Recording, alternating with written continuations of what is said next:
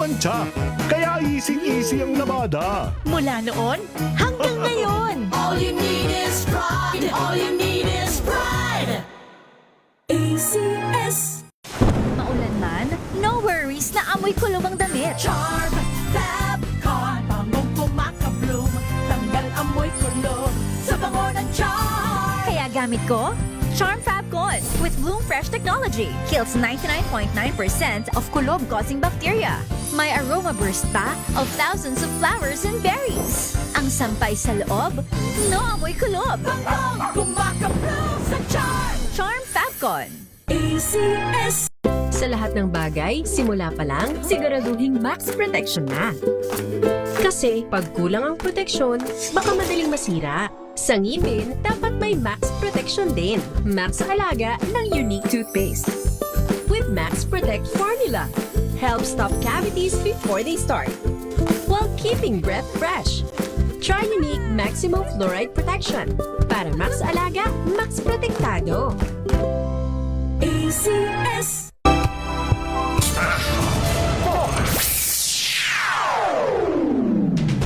If I get impeached, then that is my end.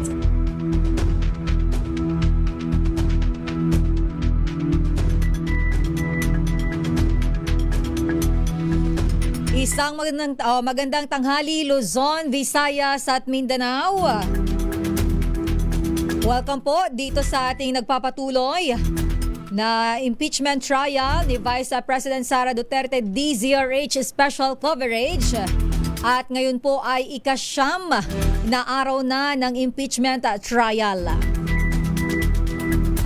Ngayong araw ay inaasahan ang pagpapatuloy ng pagtalakay sa Article 4 ng Articles of Impeachment na tumutukoy sa umano'y planong pagpatay at grave threats, gayon din ng inciting to sedition laban kay Pangulong Ferdinand Marcos Jr.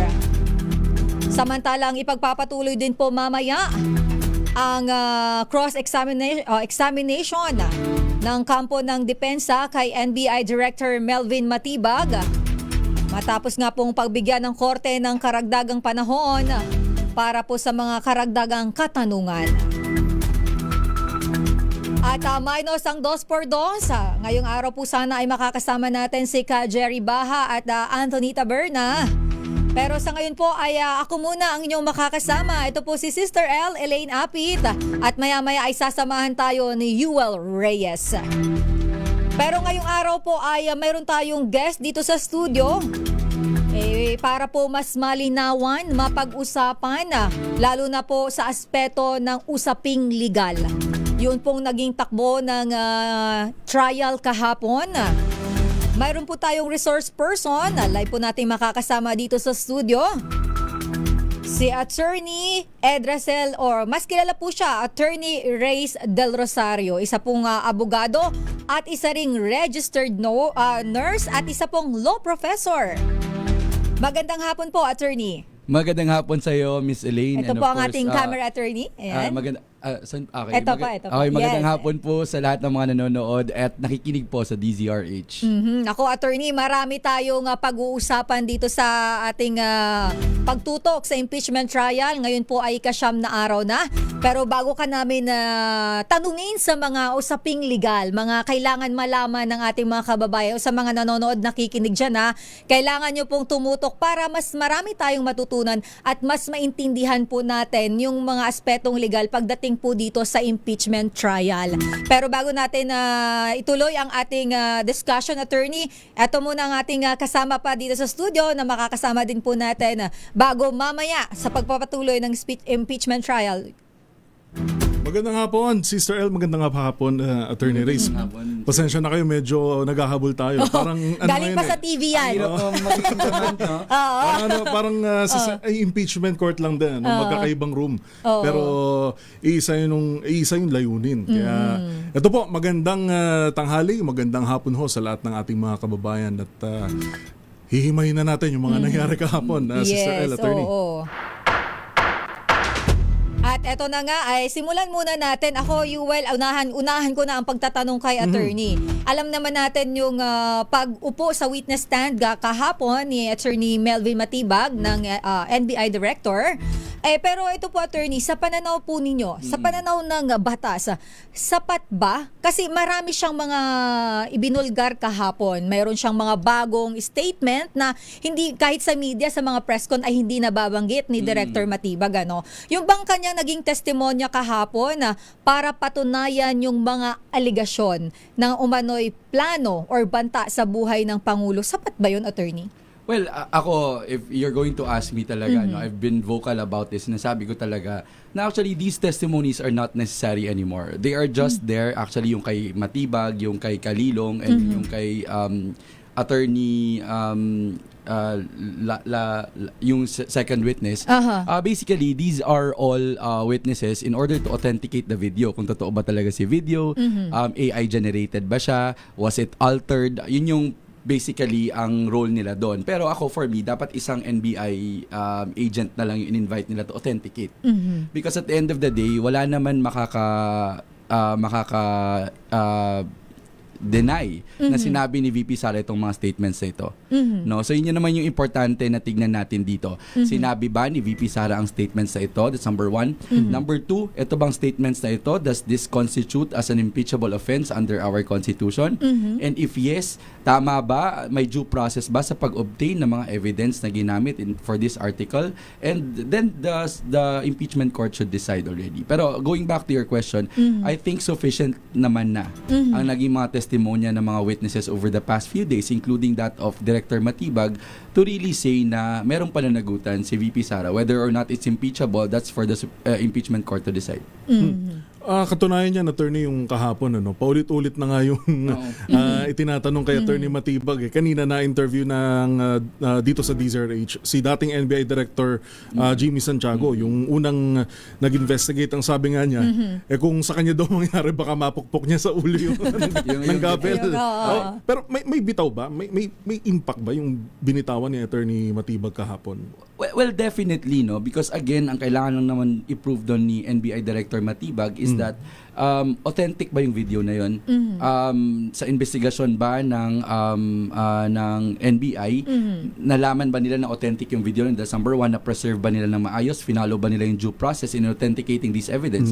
Finalo ba nila yung rules of court in authenticating this evidence? Because meron po tayong rules on electronic evidence under our rules of court.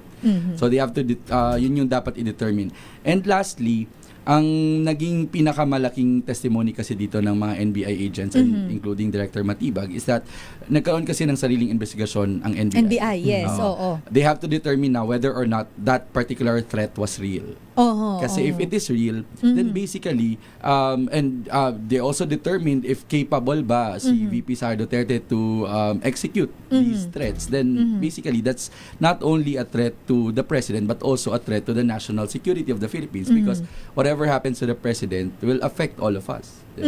So attorney, follow up ko lang kasi doon sa nabanggit mo, it's up to them para kumbaga patunayan na yung yung investigation ng NBI. Sa tingin mo po ba ay pwede nang ituring na ebidensya yung assessment ng NBI kahit kasi wala pang criminal case na ifa-file. So ano po sa tingin nyo po, pwede na yun, tatayo na kumbaga? Well, we have to remember na this is not a criminal proceeding. This is the impeachment court. For criminal proceeding kasi, dapat certain yung evidence. No? So, ibig sabihin nito, dapat there should be guilt beyond reasonable doubt. So, ibig sabihin nito, dapat walang pagdududa na ginawa talaga ng taong yun ang krimen. Pero again, this is an impeachment court, and under the impeachment court, hindi strictly followed yung ganong klaseng quantum of evidence na tinatawag namin sa batas. So, ang kailangan lang talaga i-prove ng impeachment court is that yung sinabi ba ni VP Sara, is it considered as betrayal of public trust? Is it considered as other high crimes na masasabi natin talaga na because of her statements, hindi na siya fit to hold her office. Yun lang naman yung kailangan talaga i-prove And fortunately or unfortunately, it's up for the senator judges to decide. And alam naman natin na may mga sariling biases itong mga senator judges na ito, which at the end of the day will definitely affect their decision, no? Although yung constitution natin and the rules on impeachment is very clear that isa lang ang hinihingi po for senator judges is for them to be impartial. Wala nang ibang hinihingi. Hindi sinasabi doon na dapat dapat wala kayong political affiliation or anything. You just have to be impartial. And pag pinakita ng mga senator judges sa atin na partial sila in any way, then of course that removes the credibility of the impeachment court. Buti nabanggit niyo, attorney, kahapon naging issue po yung dapat yung statement, yung affidavit na ipinresent ni Director Matibag, yung affidavit ni Arturo Las Cañas, naging issue na hindi raw po notarized at walang wet signature. Nabanggit niyo rin na hindi to criminal proceeding. So anong may weight ba yung inilahad na affidavit? Well, yung affidavit na yun, for me, it was a wrong move on the prosecution to even present that particular affidavit if it wasn't notarized and there's no wet signature. Because at the end of the day, ang tawag dyan ng korte, it's just a mere scrap of paper. Parang you're just, pag ang isang dokumento na may naglalagay ng mga affidavit tapos wala kang authentication through or wala kang notarization, at the end of the day, it's just parang papel lang, parang print mo lang eh. So, there's no probative value of that particular document. And at the same time, again, nawawala tayo sa totoong usapin. Ang tanong lang naman supposedly dito, sinabi ba ni VP Sara yung statement sa yon? If yes, then ito ba ay impeachable of offense?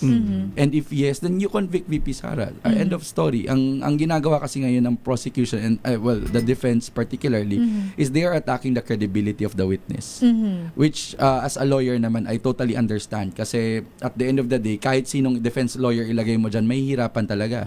Because millions of Filipinos were able to watch the video of VP Sara threatening the president. So, sino pa bang magsasabi na hindi totoo yung video na yan? Diba? So, attorney, susugan ko lang yung binanggit ni Yuel. Kasi aside nga doon sa iba pang mga present yung kay Las Cañas, mayroon pa pong mga pinakitang video katulad na lang nung pagsuntok niya sa sheriff, di ba? Oo. So, itong mga ganitong klase ng video or iba pang mga pinapakitang mga kumbaga parang ebidensya na sumusuporta. Meron kasi silang binabanggit ang prosecution kahapon, attorney, yung pattern of violence na tinatawag.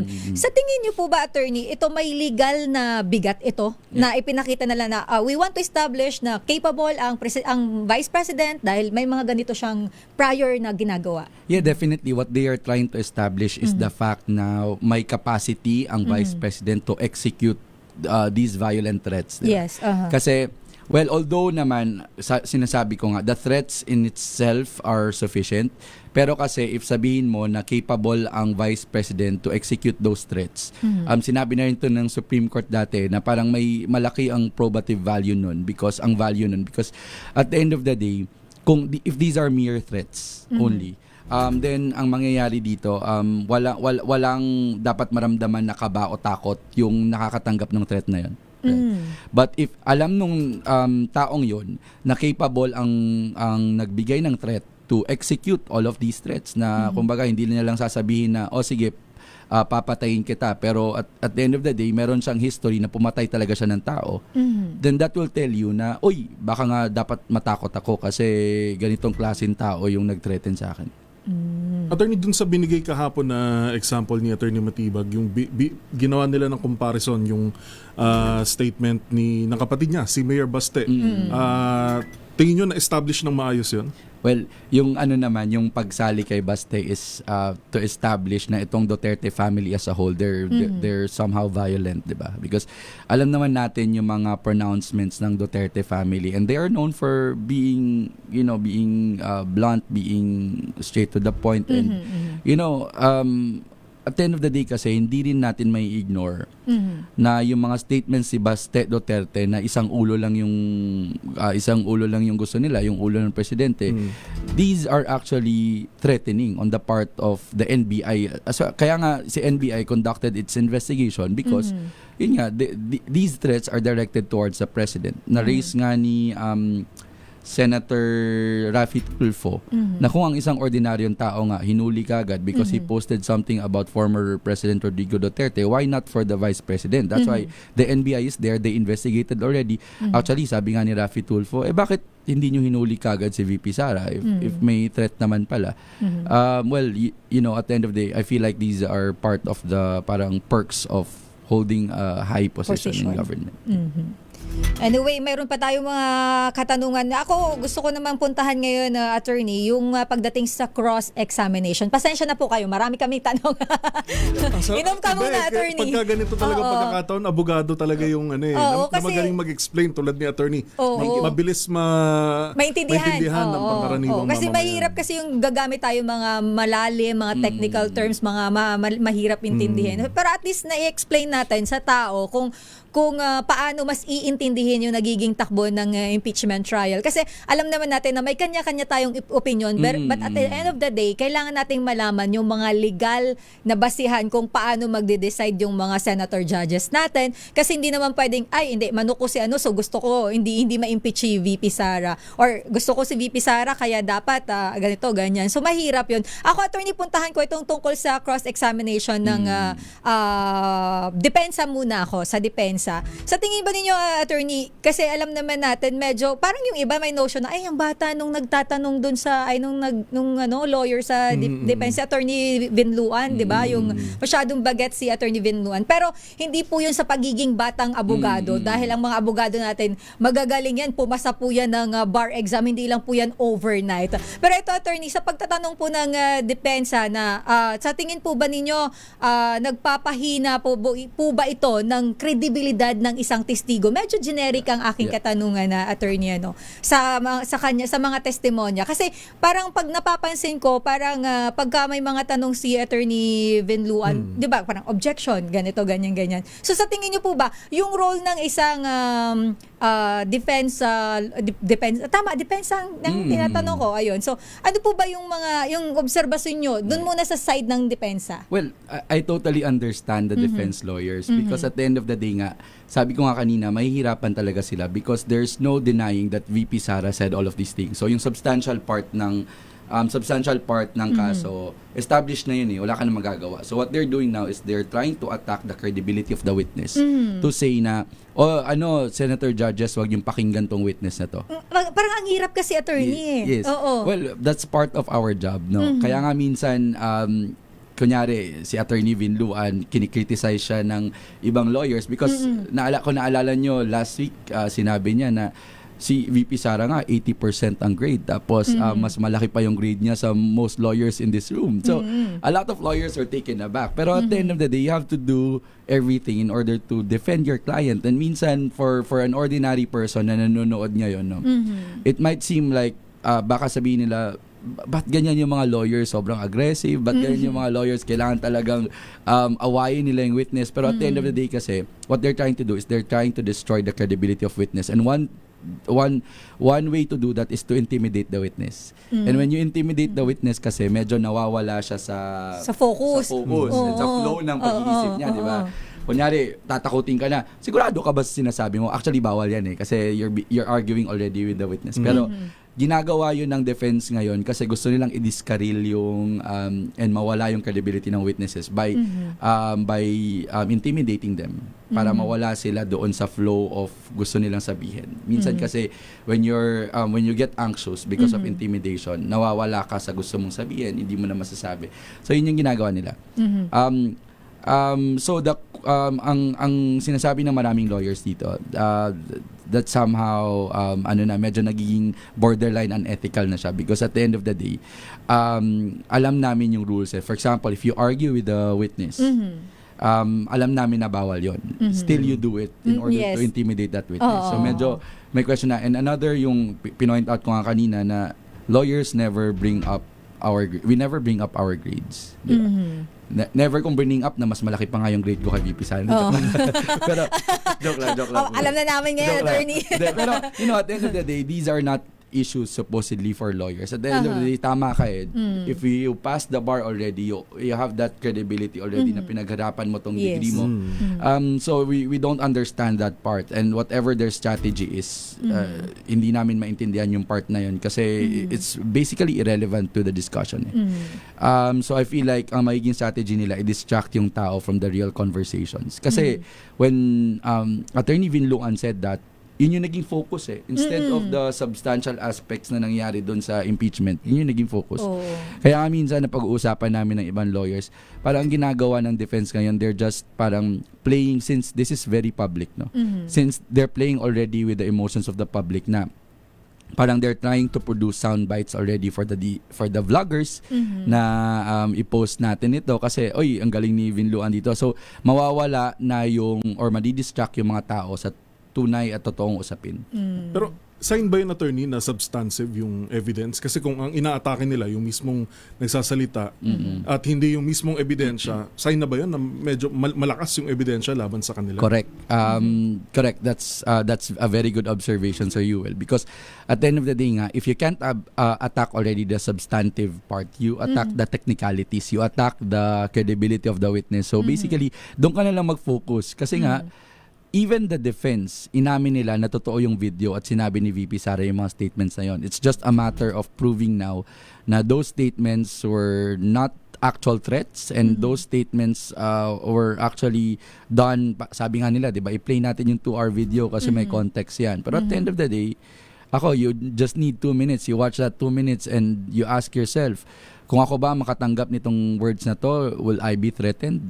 Knowing that this is coming from the Vice President, this is coming from a person with a history of violence, no, public violence. Sinapak niya nga yung sheriff Paano pa ako kung ordinaryong tao ko tapos sinabihan ako ni Vice President na papapatay kita, di ba? So more so for the President of the Philippines, because you also have to remember na sino ba ang magbe-benefit kung mamatay ang presidente? So parang medyo doon tayo sa rule of succession. Correct. Kumbaga, Ma'am Elaine, may motibo siya. May motibo. So ito po again, base po ito sa obserbasyon, opinion ng isang may alam sa batas, isang abogado. Baka kasi bigla kang i-bash Attorney Del Rosario. Pero rin yung nangyari kahapon Wala naman tayo ibang pag-uusapan.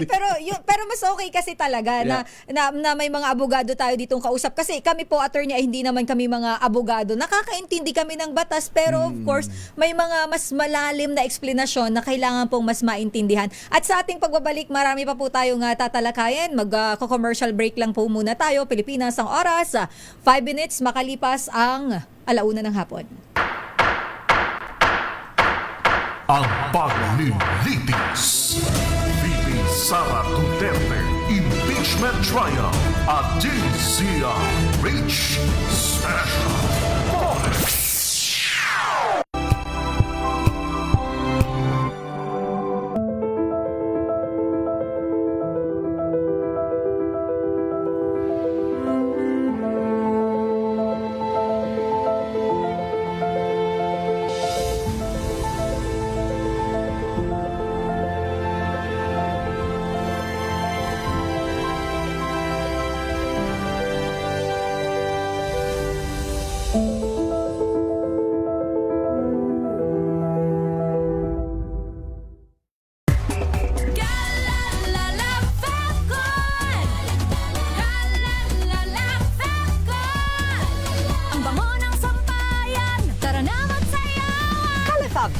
Amoy nakaka-joyful! Sa puso ng kalikasan, natatangi ang prutas ng mangosteen. Ito ay nagtataglay ng antioxidant compounds na alpha, beta at gamma mangosteen. Ang MX3 capsule ay isang food supplement na gawa sa natural na mangosteen. Ito ay tested and proven to help avoid knee joint pain discomfort para iwas-iwas sa sakit with long-term supplementation 2 capsules daily. MX3 capsule, tunay, natural at original. Mahalagang paalala, ang MX3 capsule ay hindi gamot at hindi dapat gamiting panggamot sa anumang uri ng sakit.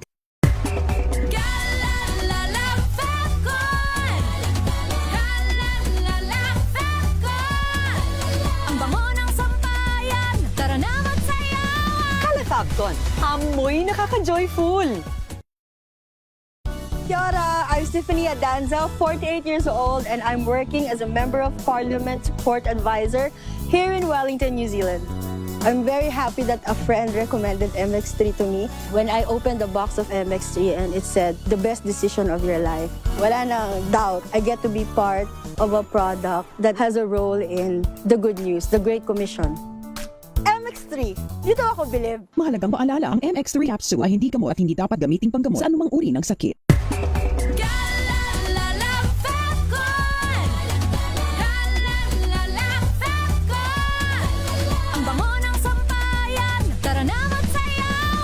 Fabcon, amoy nakaka-joyful.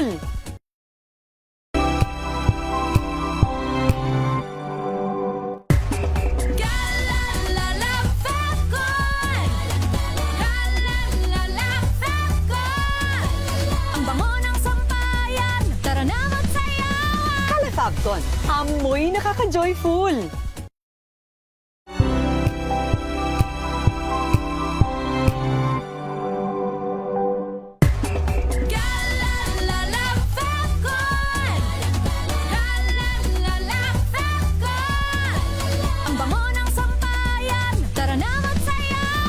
Fabcon, amoy nakaka-joyful.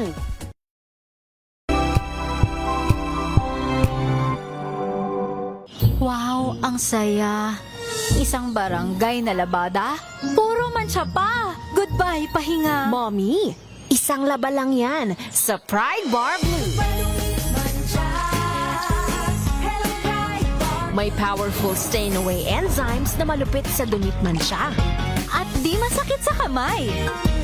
Isang laba lang yan. Hello, pahinga.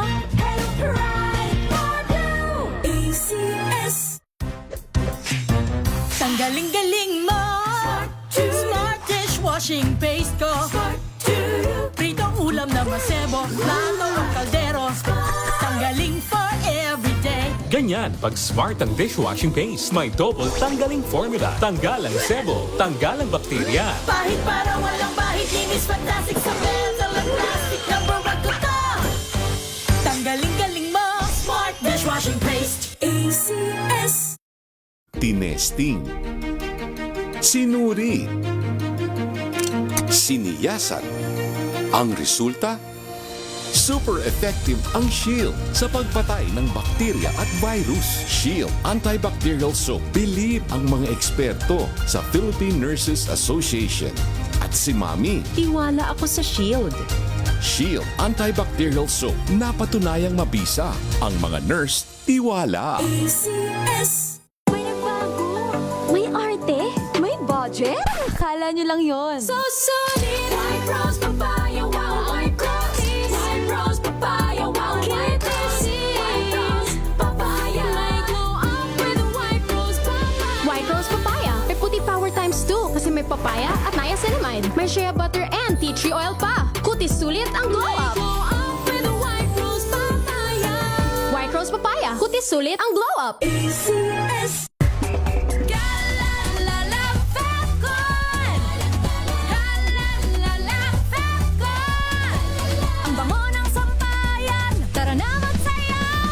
Fabcon, amoy nakaka-joyful. Ito nga pala si Kuya Jobert at ako isang komedyanteng Pilipino. Ako ngayon ay nandito na sa Calgary, Alberta, syempre sa Canada, and this is my MX3 story. Let's go! Medyo nagkakaedad na ako. Gusto ko rin syempre puro organic. Nagja-jogging ako, nagba-basketball ako. Saka syempre, alagaan mo yung binigay sa'yo ng Diyos na katawan. Yun, MX3. MX3, dito ako believe. Mahalagang paalala, ang MX3 capsule ay hindi gamot at hindi dapat gamiting panggamot sa anumang uri ng sakit.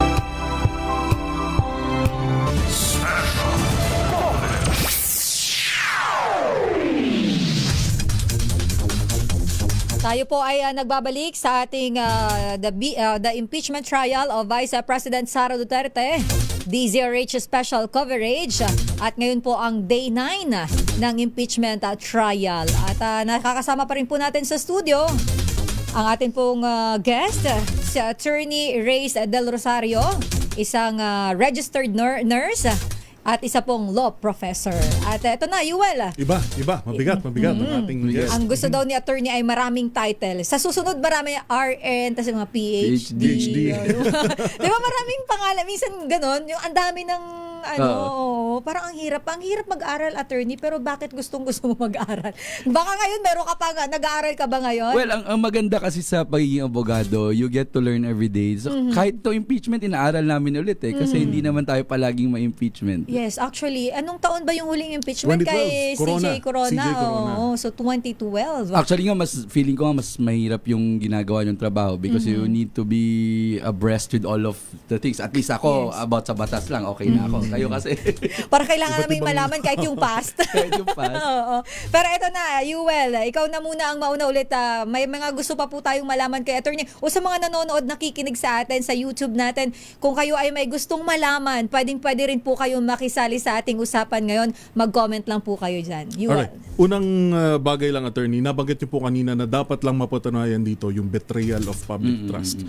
Para sa kaalaman ng ating mga kababayan, ano ba yung betrayal of public trust na dapat mapatunayan sa impeachment na to? Okay, thank you for the question, Sir Yuel. No? Basically, betrayal of public trust, it's a new addition to the 1987 Philippine Constitution. Nagkaroon na tayo ng 3 constitution.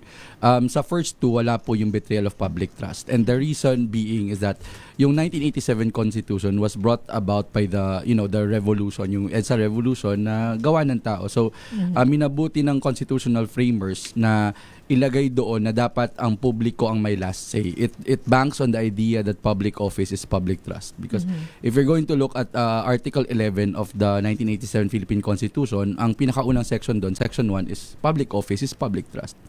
Which tells us na pag mawala na yung tiwala ng publiko, dapat hindi ka na humawak ng public office na yon because these people voted for you and these people can also remove you from office. So, kung merong betrayal of public trust, ibig sabihin you're not fit to hold the office. Now, the Supreme Court has mentioned already in jurisprudence na itong betrayal of public trust, this is a catch-all provision na parang it can be anything just as long as ma-prove na dahil sa ginawa mo na wala yung tiwala ng taong bayan sa'yo and you are not entitled anymore to hold that particular office.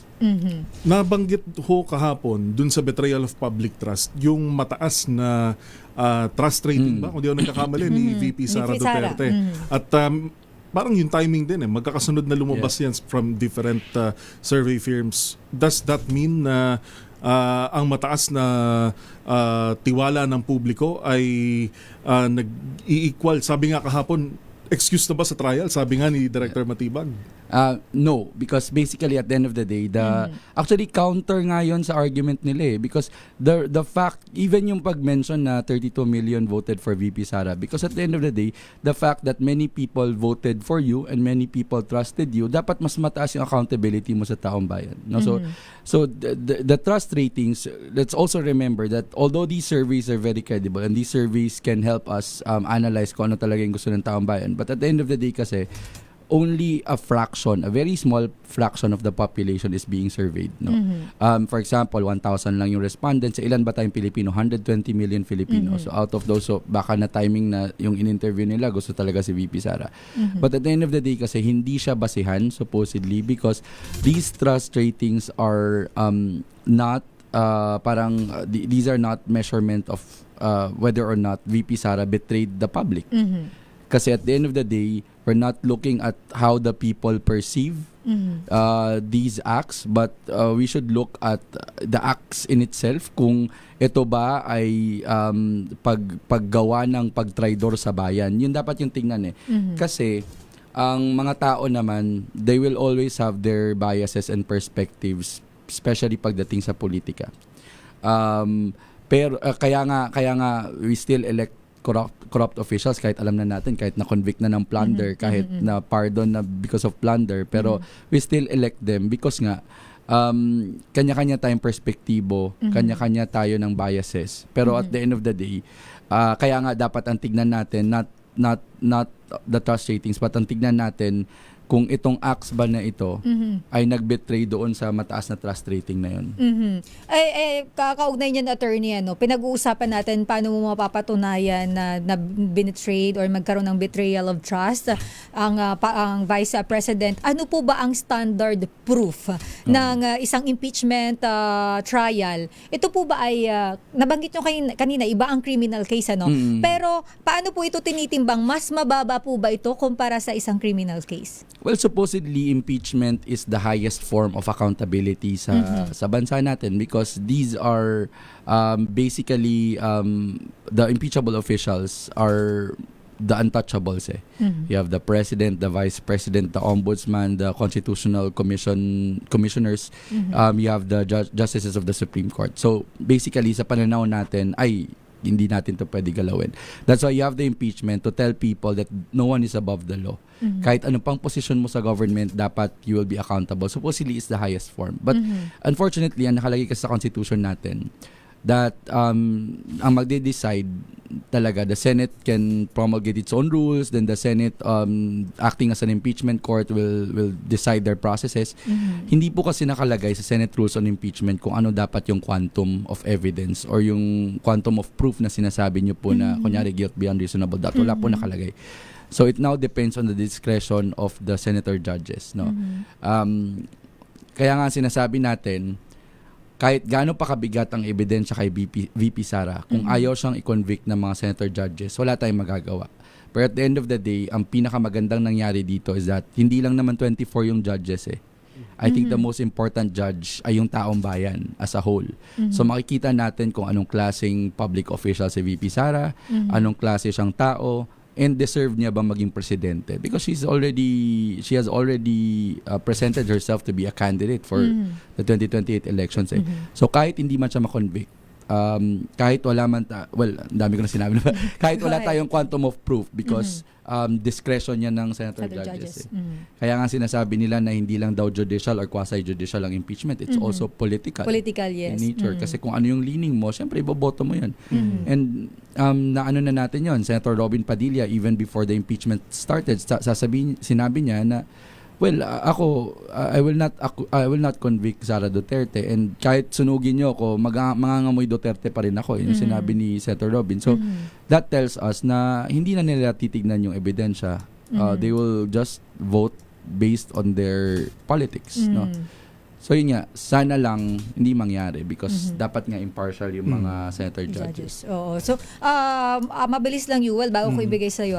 Kasi pag-usapan po natin yung pagkakaiba, para din sa kapakanan, lalo na para mas maintindihan. Ano ang kaibahan nito, attorney, ng impeachment trial at ng criminal prosecution pagdating po sa tinatawag na rules rules of evidence na tinatawag. Ano po yung kaibahan para mas mag-gets lang din namin? Okay, sige po. Si criminal proceeding po, ang kanyang procedures ay based solely on the rules of court. Ang rules of court po ay ang nagpasa po niyan or ang nag-promulgate po niyan is the Supreme Court. Ang impeachment po, ang rules na fina-follow niya po is the Senate rules on impeachment and the Congress rules, the lower house rules on impeachment. So magkaiba po sila. Kasi nakalagay po sa Constitution natin, the Congress can promulgate its own rules when it comes to impeachment because the sole authority to conduct impeachment proceedings are the Senate. The House acting as the prosecutor and the Senate acting as the impeachment court. So yun po yun.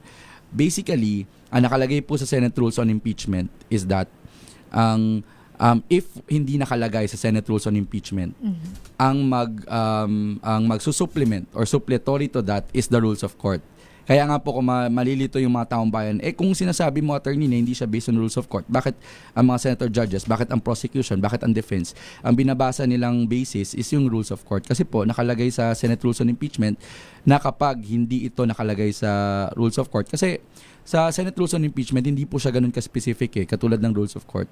So basically, yun yung ginagawa nilang basis kasi nakalagay naman doon that it will be supplementary or ito ang susupply ng mga rules na wala doon sa Senate rules on impeachment. But then again, at the end of the day, it depends on the senator judges kung susundin nila yung rules na yun. Nasa kamay nila ang bola. Panghuli na lang sa akin, attorney, sa sa usapin nitong sa grave threats ni VP Sara. Nung panahon ni Estrada impeachment trial na hindi na convict sa impeachment court pero nag-pursue yung kaso. Kung pag-uusapan ho yung mga evidence na nailahad na for the past days with regards dito sa grave threats, tingin nyo po may chance na maipagpatuloy ito sa korte talaga? Yeah. Well, definitely, I think na meron talaga because yung the elements of grave threats are there. Ang lagi nilang sinasabi ng defense na conditional threat lang naman yan. Pero at the end of the day kasi sinabi na ng Supreme Court, sinabi na to ng Supreme Court that there are two kinds of grave threats and these includes yung conditional threat. So kahit conditional pa siya, kasi basically you're not punishing naman the act of committing the murder or the act of contracting an assassin. You're punishing yung pagbabanta na ginawa ni VP Sara because if you're going to punish yung pag-contract ng assassin, that's already conspiracy to murder. And if you're going to talk about yung parang pagpatay sa presidente, that's already murder. That's not grave threat anymore.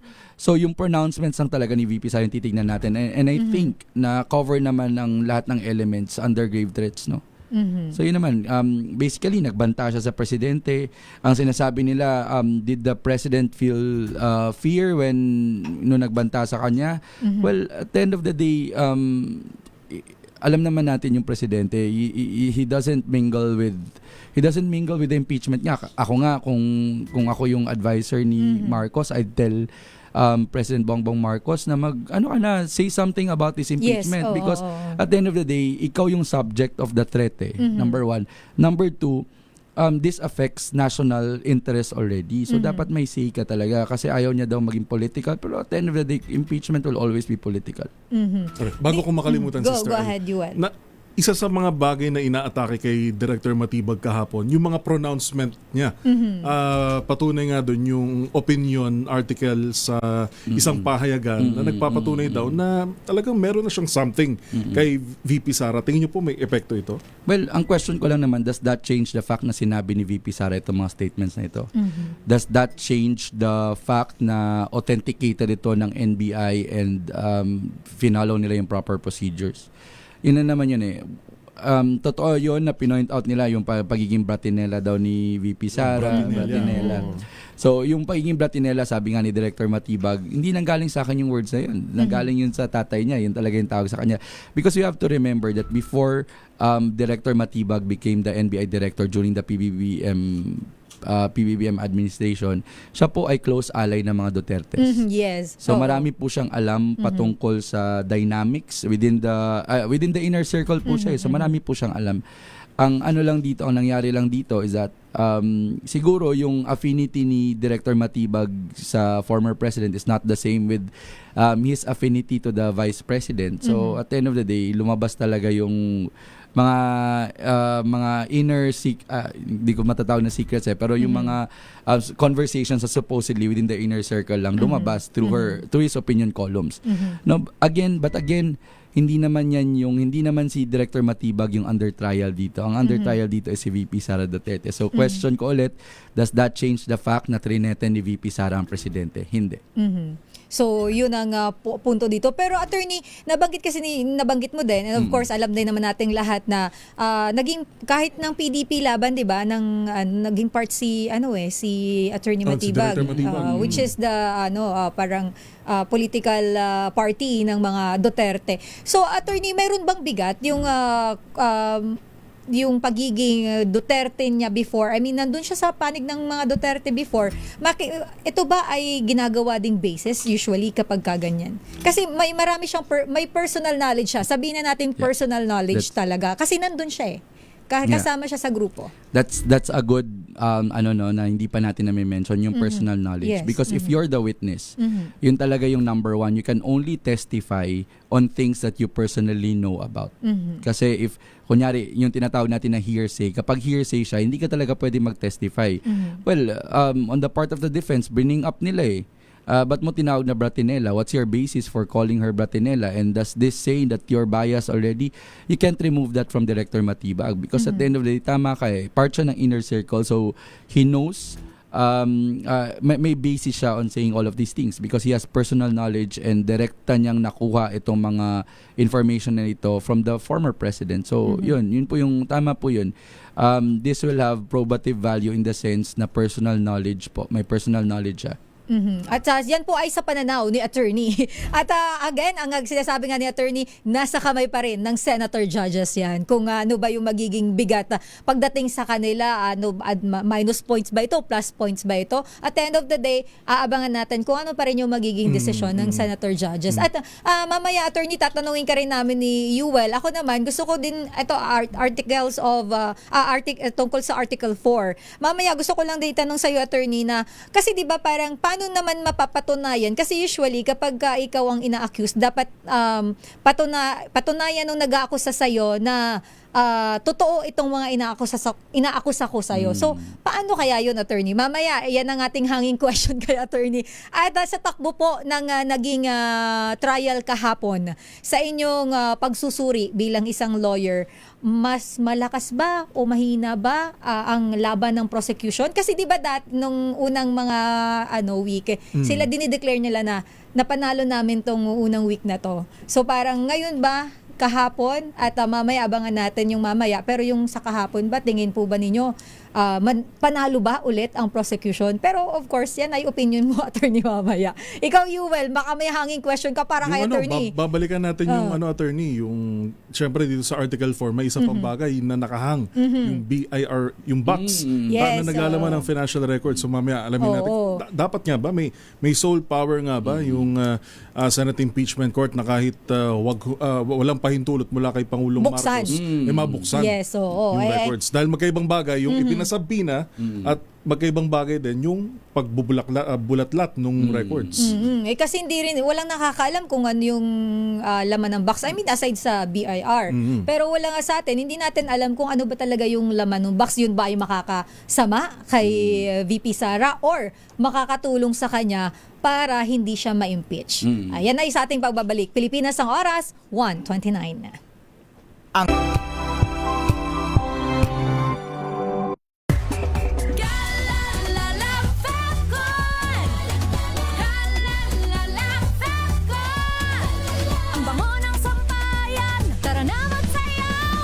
Fabcon, amoy nakaka-joyful.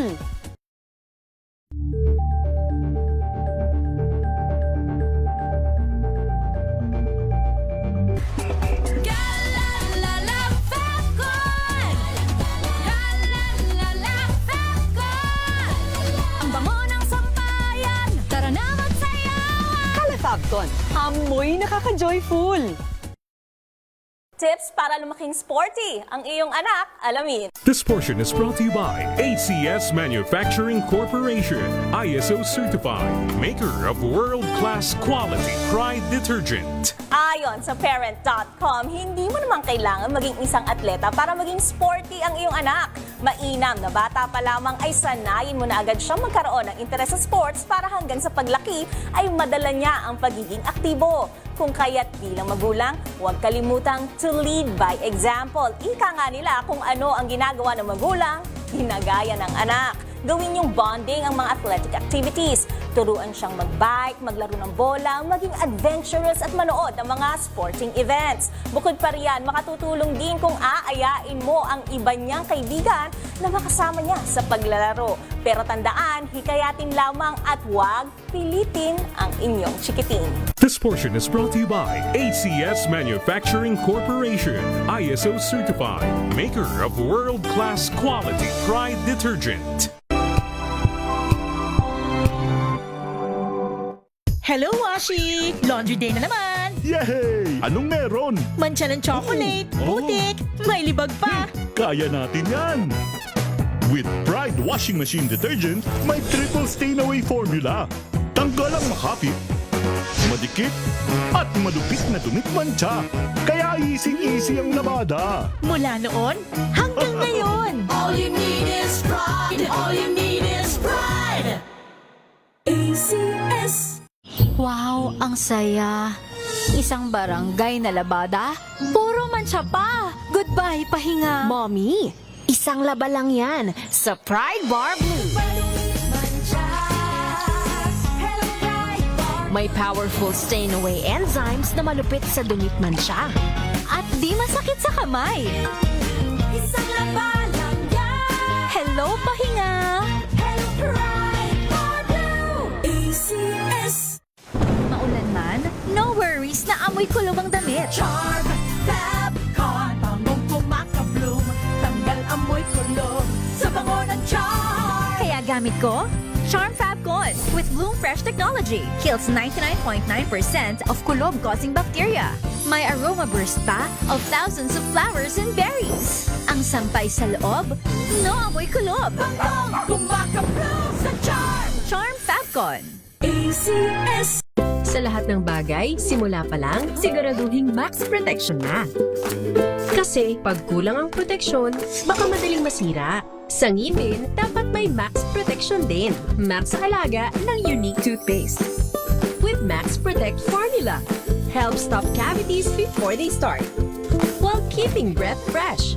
Try unique maximum fluoride protection. Para max alaga, max protektado. ACS. Galalala Fabcon. Galalala Fabcon. Ang bango ng sampayan. Tara na magsayawan. Calafabcon, amoy nakaka-joyful. Hello, I'm Enteng Perez. I live here in Vegas and I'm a concert promoter. I could sustain this fabulous lifestyle in Vegas, not only have a fabulous job, but I have a fabulous healthy lifestyle. Number 1, good diet. Number 2, I have a good healthy regimen and routine. And of course, the most fabulous of them all is MX3 capsules and coffee. I love it. MX3, dito ako believe. Mahalagang paalala, ang MX3 capsule ay hindi gamot at hindi dapat gamiting panggamot sa anumang uri ng sakit. Litis. VP Sara Duterte Impeachment Trial at DZRH Special Coverage.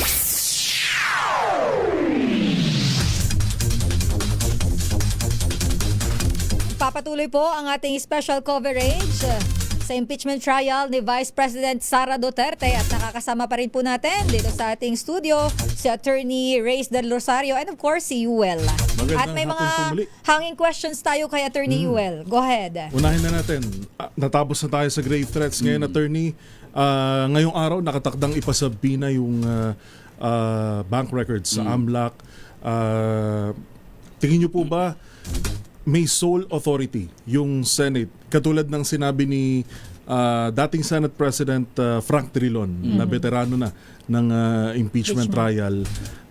Talaga bang hindi na kailangan pwede bang gawin ng Senado yon kahit walang pahintulot mula sa Pangulo? Yeah. So what we're talking about yung mga BIR records. No? So nakalagay po sa batas that there are only 3 exceptions under the law na pwedeng ma-compel ang BIR to reveal the tax records of an individual. Ang sinabi naman sa decision ni Presiding Officer Chis Escudero, sinabi niya doon na we will allow the subpoena, but it's now up for the prosecution on how to satisfy any of the 3 requirements under the law para mabuksan natin ang tax records. Kasi tama ka, Sir Ewan. These are 2 things. Subpoena, kukunin mo lang yung BIR box. Correct? Ang pagbulat-lat ng BIR box na yon ay depende na kung ma-fulfill yung nakalagay sa batas. Yun yung sinabi ni Senator Chis Escudero. So, the ball is now on the prosecution's court. So, depende na sa kanila kung paano nila i-execute yon. Pero ang maganda dito, I think it's already a victory for the Filipino people na na-convince ang impeachment court to nakunin ang BIR box ulit. Kasi di ba, ni-return na nila yon. Yes. And this is a chance now for the Filipino people to look at these documents which will prove kung nagnakaw ba talaga si VP Sara or hindi. And at the same time, it's also an opportunity for VP Sara to prove herself na hindi talaga siya nagnakaw. Iduktong ko lang din Sister Ella, no?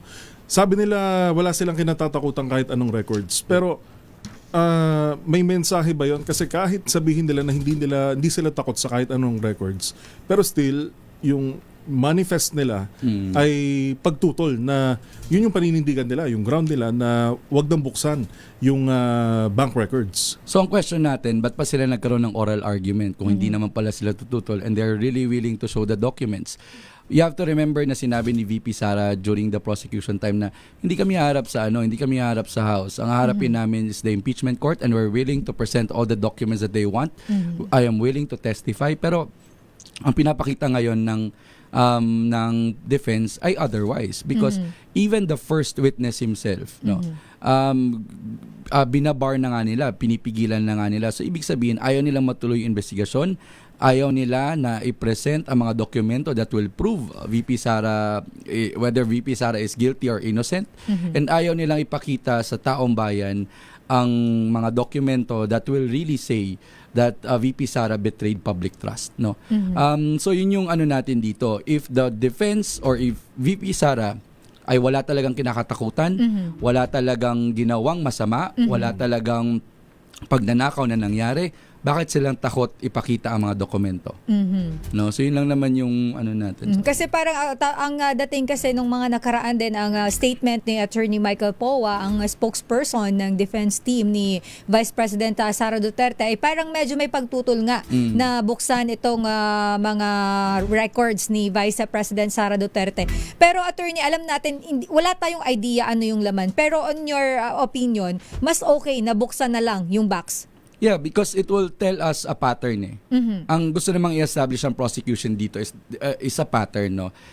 Titingnan natin magkano ba ang laman ng bank statement si VP Sara, magkano ba ang declared na income tax niya, income niya during the period na hindi pa siya public official or during the period when she was the mayor of Davao. And we will compare it now sa progression kung gaano kalaki ang tinaas when she became the vice president already. Because this will tell you na kung this will tell you na may unexplained wealth. Kasi kung yung pagtaas ay sobrang exponential, then this will tell you na baka nga questionable itong saan nanggaling tong pondon to, saan nanggaling yung pera na dineclare niya as income, no? Kasi alam naman natin magkano lang ang income ng vice president, magkano ba ang sweldo ng vice president? 400,000. Tapos kung makikita natin na bakit million ito, because you have to remember also na as the vice president, yun nga yung kino-question because there are also 19 companies to be subpoenaed that are allegedly linked to the vice president. And klaro sa constitution natin, sa batas natin, na bawal po humawak ng ibang other position ang vice president other than the vice presidency because we want her to focus on her position. Now, if she is a board of director of a certain corporation, paglabag na sa batas yun. If she was named as a consultant for another corporation, bawal na rin yun sa batas. So, ito yung tinitingnan natin. Is there a way to prove VP Sara's wealth, no?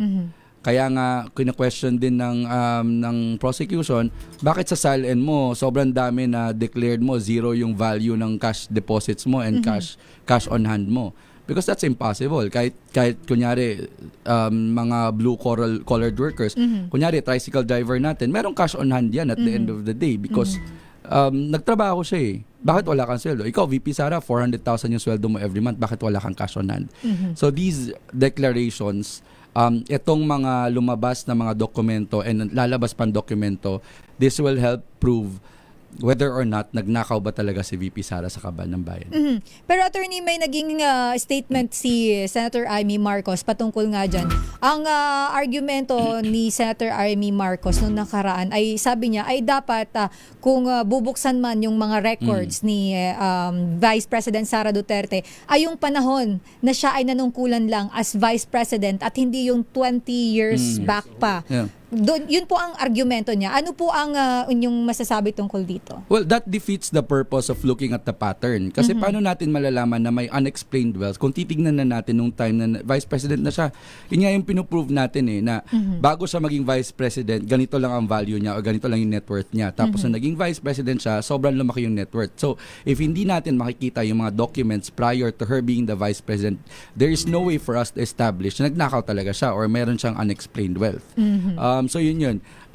Actually, ako nga, I don't agree with Senator Robin in a lot of things. Pero nung sinabi niya na, kung ganun po pala, presiding officer, buksan na lang natin lahat ng bank records ng lahat ng senator. Ako, I agree. Buksan na natin lahat ng public officials.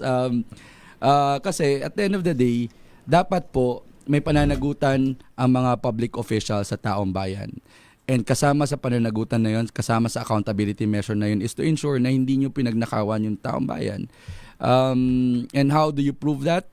By looking at your bank records, by looking at your tax records, by looking at your SALN. Sa ibang bagay, attorney, well actually, bago tong sa ibang bagay na to, in conclusion, iduktong ko na dyan sa usapin ng bank records. Hindi ba dapat lubos-lubosin na natin pati yung mga foreign currencies? Yes, that's a good point, no?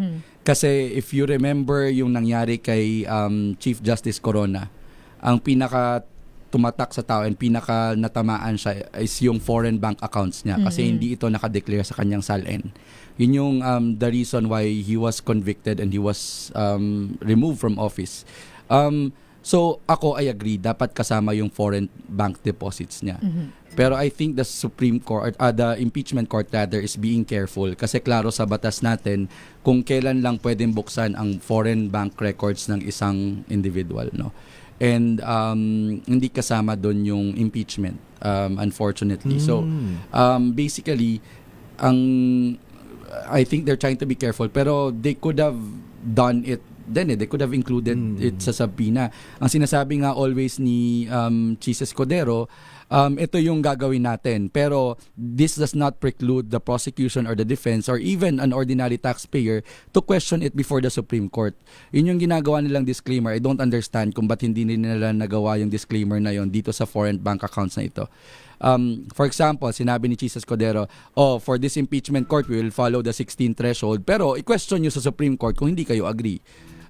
Sinabi niya rin na, we will open the BIR box, pero kung hindi kayo agree, i-question nyo rin sa Supreme Court. So, ganun yung ginagawa ni presiding officer. Hindi ko lang maintindihan kung bakit hindi niya sinali itong foreign bank accounts. And tama ka, sir, pwede siya. Actually, marami pa tayong gustong itanong sa'yo, attorney, pero mukhang kailangan ka naming pakawalan na. Pero bago ka po namin pakawalan ng tuluyan, sana po huwag kayong madadala. Sana ma-invite pa namin kayo dito sa mga susunod. Pero ito ang aking huling katanungan, attorney, on my end. Si Yuel, ikaw baka mayroon kang katanungan. Sa pagdinig kahapon, attorney, sino sa tingin mo ang panalo? Prosecution o depensa? Kahapon lang, in all fairness with the defense, I think they had their wins as well, no? Si prosecution, they had their wins in the sense na, again, ako for me, hindi na kailangan yung testimony ni Director Matibag. Because with the 2 NBI agents already and the lawyer, they were already able to prove na authentic yung video and hindi siya doctored at yung video na iyon ay containing yung mga statements si VP Sara Duterte. Nagkaroon ng wins ang defense in the sense na they were able to attack yung present na document nila Cañas. And that was a parang a lapse on the part of the prosecution. Sige, ibigay na natin. I'll give the win to the defense yesterday. Yun lang naman yun. Pero I think, since matatapos na yung Article 4, I think with the evidence that we have, with the testimony that we have heard, I think enough na yun to convict VP Sara Duterte. Alright, nako. Panghuling bagay na lang, Sister El. Ikaw na, Yuel. Kahit sabihin na, alam naman natin lahat na hindi dapat nag-aabogado na term. Pero hindi naman ang taong bayan, nararamdaman naman kapag ang isang senator judge ay nag-aabogado. Sa katunayan, nag-aaway-away nga ngayon.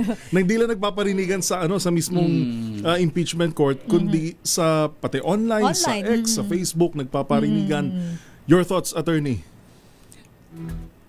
I think the presiding officer should do something about this because nga at the end of the day, ang hinihingi lang naman sa isang senator judge is to be impartial. And we also have to preserve the credibility of the impeachment court kasi kung walang credibility ang impeachment court, kahit anong desisyon na ilalabas sila, hindi maniniwala ang taong bayan. So, dapat gawan na siya ng paraan whether or not to admonish, katulad ng ginawa nila kay NBI Director Matibag, to admonish these senator judges who are showing partiality, or to admonish them for releasing statements outside of the court because at the end of the day, sila pa rin yung magre-reflect pa rin yun sa kanila as an impeachment court. So, sana gawan ng paraan ni Senator Chis Escudero itong bangayan na nangyayari between senator judges because while we respect kaming lawyers, malaki ang respeto namin for judges. While we respect them for their position as senator judges, hindi po natin may kakaila na karamihan, marami po sa kanila or some of them are actually showing and are not afraid to show na they are partial, no? So ito na lang po yung masasabi ko for the senator judges. Ipakita nyo po sa taong bayan na hindi po para sa interes ng isang tao ang pinaglalaban ninyo, pero para sa interes ng taong bayan.